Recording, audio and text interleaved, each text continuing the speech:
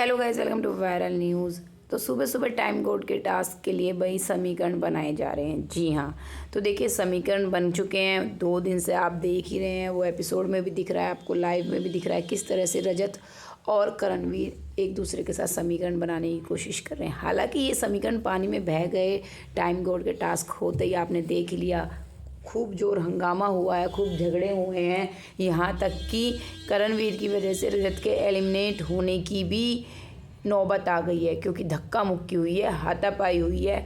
तो big boss action ले सकते हैं, अगर चाहें तो वो रजत को निकाल सकते हैं।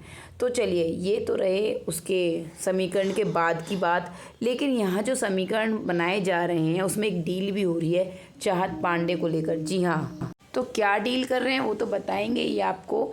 लेकिन भाई ईशा और अविनाश के जो कान खड़े हो गए हैं इन लोगों की बातों को और इन लोगों के समीकरण को देखते हुए, दोनों इतने परेशान है ना। कल ही अविनाश इतना चिल्लाया है इस पर, बोला होगा सॉरी वॉरी भी 10-20-50 बार, फिर दोनों का पैचअप भी हो गया है। और अब दोनों टाइम कोड बनने के लिए, मतलब उसके टास्क के लिए तैयारियां कर रहे हैं, बातें कर रहे हैं, डिस्कशन कर रहे हैं। हाय रे आप लोगों की मोहब्बत। चलिए इनका बताते हैं। एक्चुअली रजत कह रहा होता है, रजत और यहाँ पे करणवीर डिस्कशन में है।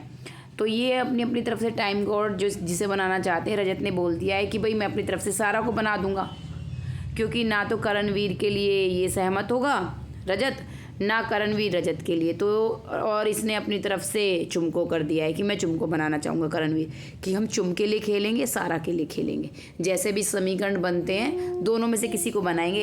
तो यहाँ पे रजत एक बात कहता है, लेकिन ये पक्का है किसको नहीं बनने देना, किस साइड से नहीं होना चाहिए, यानी उन तीनों की साइड से नहीं होना चाहिए, यानी विवियन, अविनाश और ईशा में से कोई नहीं बनना चाहिए। अब यही रजत हैं जो पहले विवियन, अविनाश यानी चुगली गैंग के साथ मिलकर ये बोलते थे कि भाई करणवीर नहीं बनना चाहिए। ये समझ में लो कि कहाँ से नहीं बनना चाहिए। ठीक है, चलो वो तो इनके समीकरण है। लेकिन इन्हीं समीकरणों के बीच एक बात आती है। करणवीर कहता है कि मेरे को पता है कि तू चाहत को लेके थोड़ा डरा हुआ है कि वो तेरे खिलाफ जाएगी, तेरे खिलाफ खेलेगी मतलब। लेकिन चाहत का ऐसा नहीं है कि वो रजत के खिलाफ खेलेगी, उसे जहाँ सही लगता है वो खेलती है। लेकिन फिर भी डील है। तो पता है करणवीर कहता है तू चिंता मत कर, मैं समझा दूंगा उसे, वो तेरे खिलाफ नहीं जाएगी, तेरे साथ गलत नहीं करेगी।